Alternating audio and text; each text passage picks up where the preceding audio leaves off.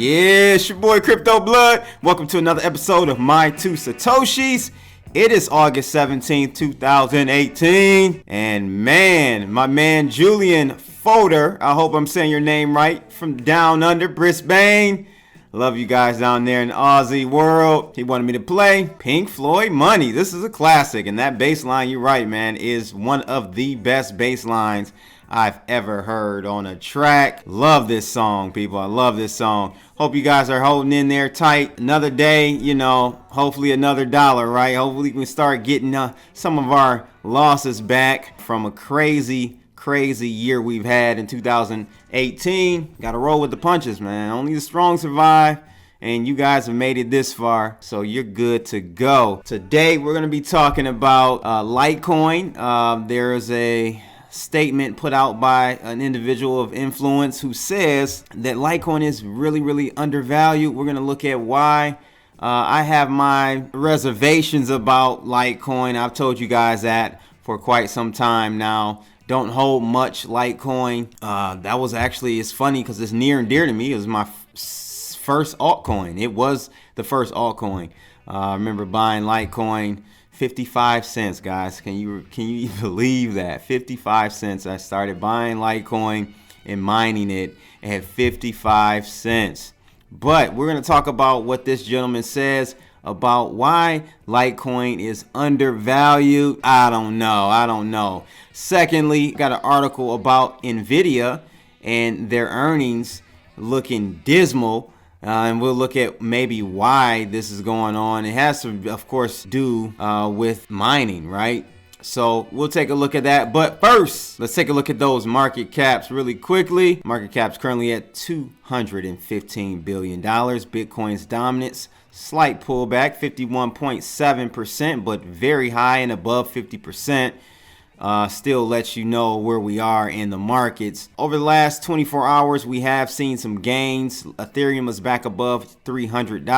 Bitcoin Cash up a little bit there. And EOS back above $5. We're trying to possibly claw our ways back. And I was looking at the charts earlier today on Bitcoin. And we're just bouncing right there, man. We just need to break through. Come on, market. Come on, bulls. Let's break through and get above that 6,600. If we breach this again, there's a lot of pent-up demand here. Because if we count, I'm just going to bring out my drawing tools here. We count. Here's one. I'll go ahead and count this as 2, 3. And we're going at it a 4th time. Usually it's 3 strikes, you're out. But it looks like we're heading back one more time. I'm going to zoom in so you guys can see that. I'm telling you, if we breach this area, you're going to see a very quick acceleration, in my opinion. I'm not a psychic. Either 7,100 or if we really getting jiggy with it, $7,300. Let's see what happens. First article I'm actually going to talk about is the Nvidia one. And it says here, out of AMB Crypto, Nvidia shares drop after lower than expected cryptocurrency mining revenue. Now, if I'm not mistaken, I think I remember Nvidia's last earnings report, and they mentioned that they weren't looking at mining to be a significant portion of their earnings, or it wasn't a significant portion. So they were downplaying the whole crypto mining aspect of their revenue from the cars that they sell. I don't know. Maybe they did lower expectations, but still, even so, those lower expectations, still the revenue came in even lower than that this time around. I don't know, but we'll take a look at this article. I remember buying these cards even back in about 4.5 years ago. They've been making money off mining for a while, a long time. And it's funny because I remember they didn't even really know why their sales were going up on their graphics cards for a long time. I do remember that they were getting, jumps in revenues, top and bottom, and they didn't even know why. And I'm like, man, we're buying your cards up. So let's take a look at what this article says from AMB Crypto. Nvidia shares saw a sharp drop of about 5% after the market closed yesterday, as the company's revenue took a beating over reduced demand for cryptocurrency mining. The company reported that the sales of their graphical processing units, GPUs, for mining purposes was much lower than expected. Nvidia also stated that they were not expecting any sales related to the mining sector for the rest of the year. Oh, that's exactly what I remember them saying last quarter, I believe.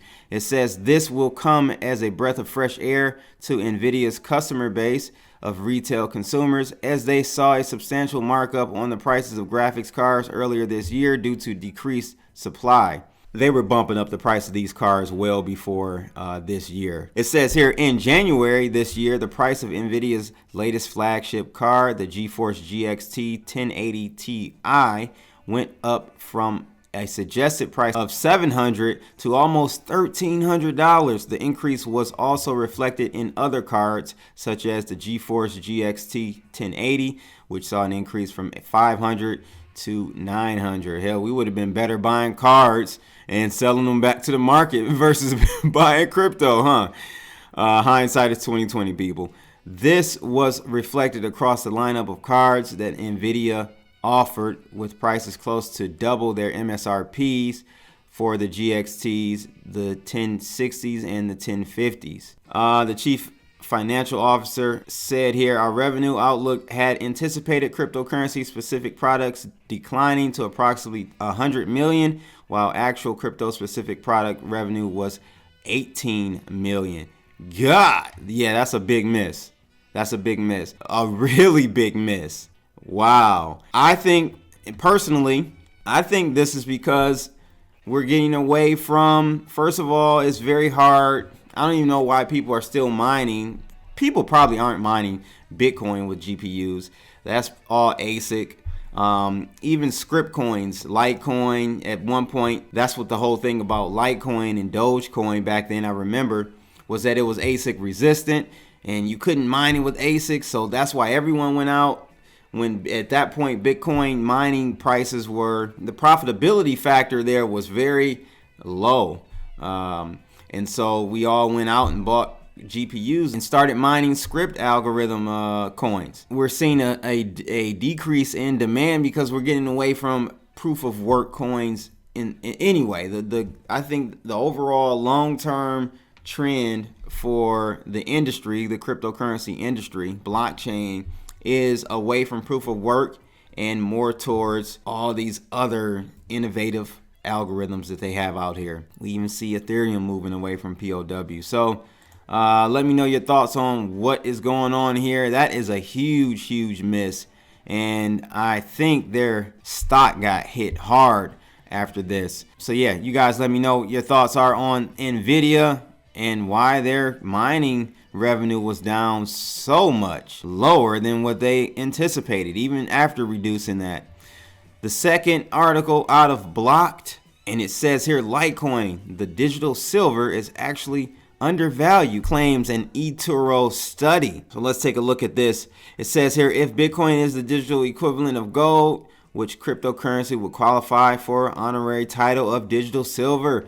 For the analysts at social investment platform eToro, the answer is Litecoin. That's nothing new. I don't know why they're trying to act like they coined this. The seventh most popular cryptocurrency measured by market cap. It says here, oh, Bix will love this one, people. Not a competitor to Bitcoin. eToro analysts are not the first to coin the term digital silver for Litecoin, as such comparisons have been made before. They did clarify that saying Litecoin is the silver to Bitcoin Gold is in no way derogatory, as it reflects the main intention of founder Charlie Lee of becoming not a competitor to Bitcoin, but rather a complement.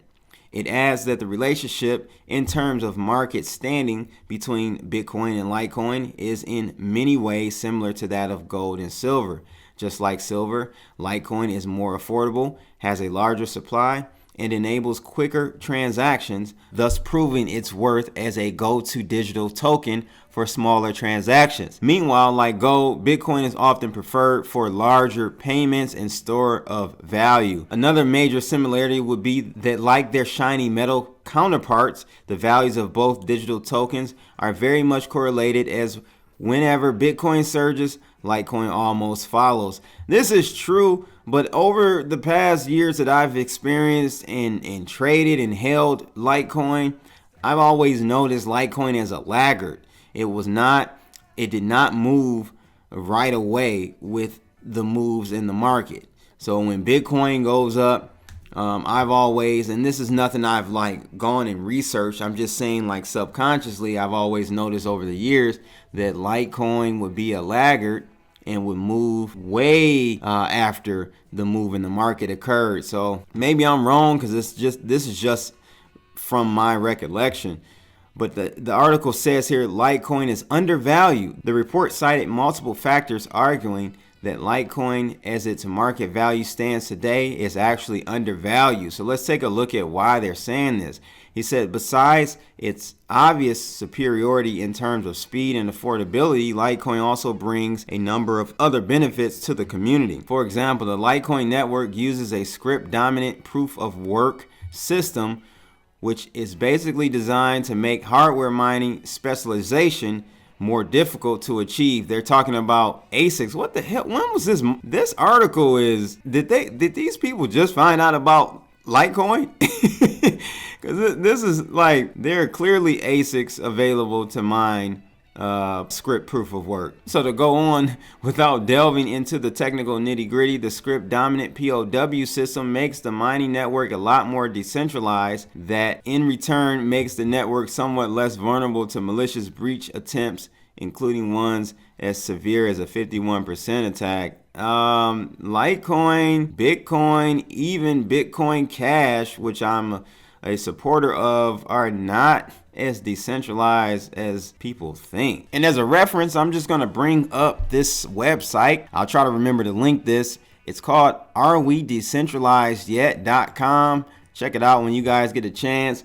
Really brings to light this so-called decentralization we have. And people, to be quite frank, we ain't got no decentralization, at least not the way that it's many times thrown around. So as you can see from arewedecentralizedyet.com, Bitcoin, this is the main thing I want to highlight this column.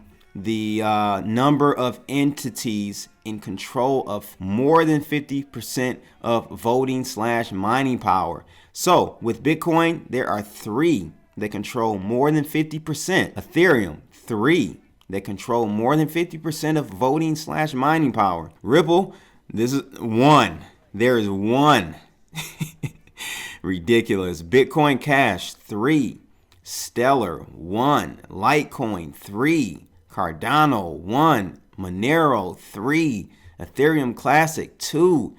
We don't start to see any form of deviation from what we're seeing 3 here until we get to Dash. So this is crazy, people. I don't know where this article or when it was written. It seemed, I mean, it sounds like it was written years ago, to be honest with you. The report then goes on suggesting that one of the primary reasons why Litecoin continues to be undervalued despite its immense potential and popularity is the level of adoption of the networks. In comparison to other popular tokens such as Bitcoin Cash, Ethereum Classic, or Dash, Litecoin typically carries a higher number of daily active addresses for its market capitalization.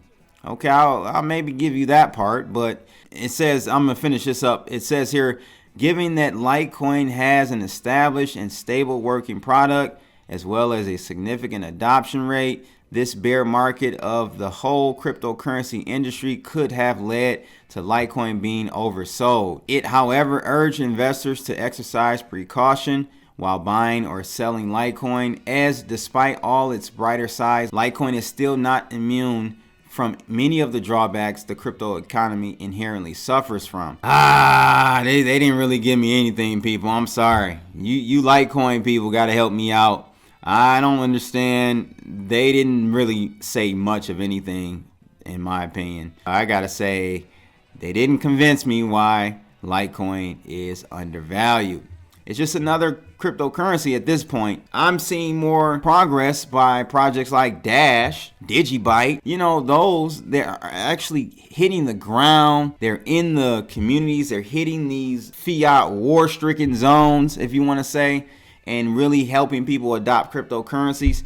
Not really seeing that with Litecoin so much.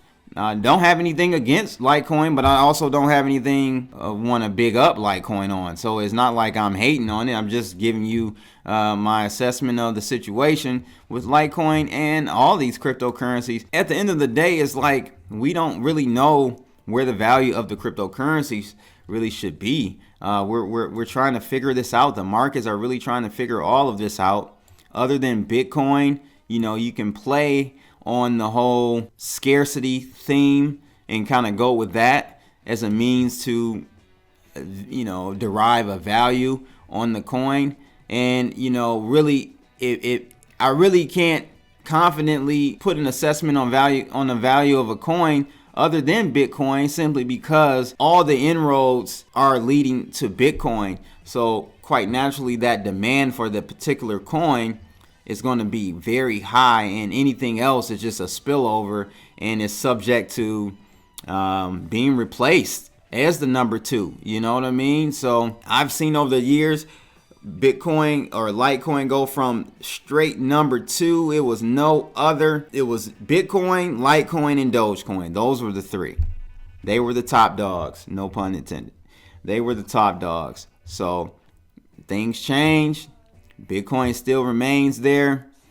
Bitcoin, when I got into the game, Bitcoin's dominance was like 78, 90%, somewhere around there, 80, 70, 80, 90%. So Bitcoin is still the king. Now, use case and all that good other stuff that I talk about, that's another topic. But as far as cryptocurrencies, Bitcoin is the king, and it's probably the easiest to derive price on. All the other ones, I think, are just hokey pokey guessing.